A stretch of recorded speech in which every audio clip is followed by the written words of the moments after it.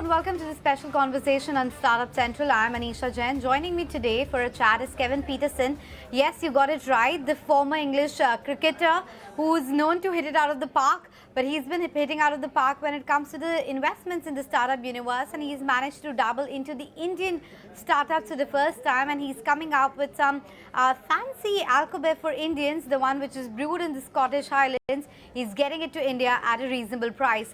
But let's discuss more on that with Kevin, who's joining us on the show right now. Kevin, hi. First up, thanks so much for making time and speaking with ET Now. But to begin with, help me understand what really interested you to dabble into the Indian investment scene, and why the Alcobev industry to begin with? India is a fascinating country. I've got such a wonderful relationship with India. Absolutely love the country. I've been coming to India for 20 years. And what I've seen is an incredible growth, be it in infrastructure, be it in technology, be it in cricket stadiums, be it in cricket, be it in the food and beverage industry. And so I've been looking for something to be able to invest in, something that I believe I can make quite a good opportunity out of.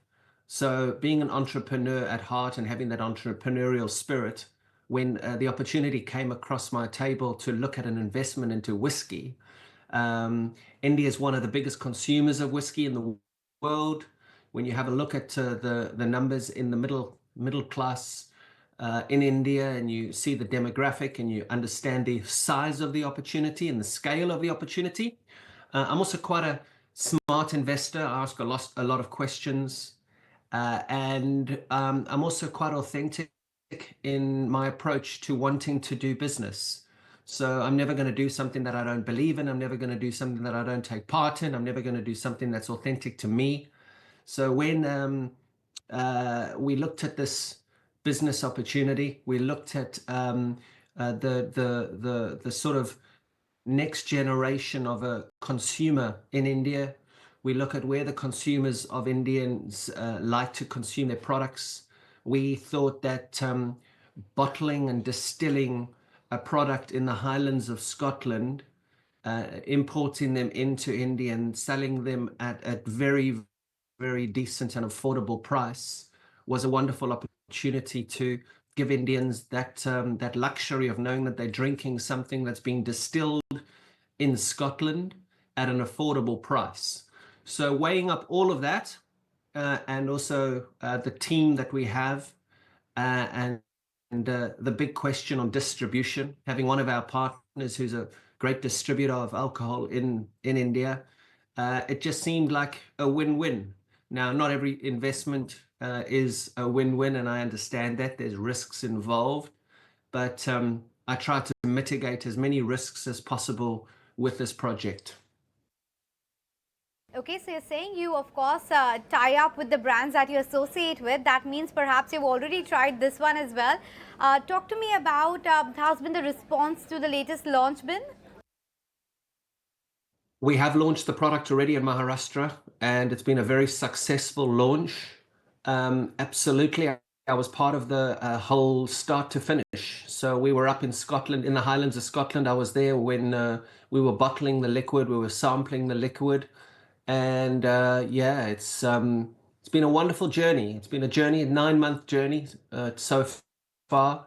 And when you see the product on the shelves in Maharashtra like it is now, and the distribution that we're wanting to grow over the next 12 months, it's very, very exciting. I just need all my loyal friends and followers and buddies to drink Dram Bell. Well, I understand the USP, but you know, the space is getting very competitive. And not only the foreign brands coming to India, but Indian whiskey is also going abroad, plus finding a lot of suitors and connoisseurs back home as well. How do you compete with all of that? Well, it's foreign liquor at a very affordable price. So we're not wanting to compete with the Indian brewed liquor. We're wanting to make sure that we are a step apart, and I see that as being a very, very, very big point of difference. Distilled and bottled in the Highlands of Scotland imported into India and still at a very affordable price. Okay, so do you have a growth target in mind that you've given to the team, or a target market share, or any other metrics that you can share with us? I haven't given any targets, if I'm honest. I don't believe in targets. I believe in the first year just looking at the growth per pallet, and I say pallet, not pallet for the drink, pallet for the consumer, and making sure that we get repeat customers. That for me is more important than the money right now and the investment. And I do believe that the sampling that we have done in Scotland and both the sampling that we've done in India, people are enjoying it and the consumers enjoying it. So my focus is on the consumer. My focus isn't on the principles of finances at the moment. Okay, fair enough. You're here for the long haul per se, a test match, and not only a 2020 at that. But any other investments that we should watch out for from your side? This is the first that you made in India, but any more that you're eyeing in the pipeline? There are a lot of things that interest me. When you have a look at the growth of India over the last 10 to 12 years, I mean, I've been coming to India for 20 years now. And as a Westerner coming to India 20 years ago, it was very difficult for us to be there for any period of time, just because the development of the country wasn't where the development has got to now. Now, actually, where you look at it, you think I'd rather be in India than in England, because it's completely morphed. What's happening here in the UK, the expansion, the infrastructure, the development, the growth, the way the country's run. You actually sympathize for people living in England now, and I traveled there, just had my family there on holiday in India, and we picked India as a destination to go and enjoy a few weeks, because of how much I love the country, because of how much the country's developed in the last 10 years, 10 to 12 years, I'd say. So yes, there are many things that I am looking at in India, because I see the growth in India over the next 10 years to be probably up there with, yeah, I'd say 1, 2, 3 in terms of developing countries. So India's on for a good ride over the next 10, 12 years for sure. Point taken on that. Yes, India is on a great wicket for the next 10 to 12 years, but would you say the same for the Indian cricketing team? I can't let you go without talking about that, because the kind of run off late that we have had in New Zealand and Australia, not really something to be too proud about. You did. You lost to New Zealand in India. Listen, I've played long enough in my sports career to know that just because you lose a couple of games, it doesn't mean you're a bad team. It doesn't mean that you're a bad cricketing nation.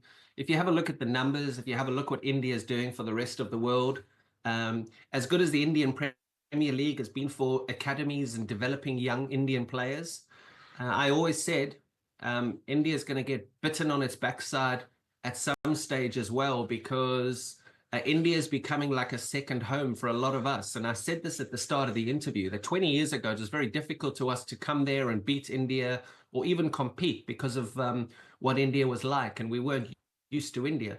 But now I can roll around most cities in India and feel like I'm at home. And when you feel like you're at home, you can play like you're at home. So it's going to be a lot harder for India to really take teams on as easily as they used to in India. And that's why you are seeing some of the results that you see when foreign teams come over and able to beat India on occasions. But yeah, traveling away from India, Indian players don't play enough cricket away from home.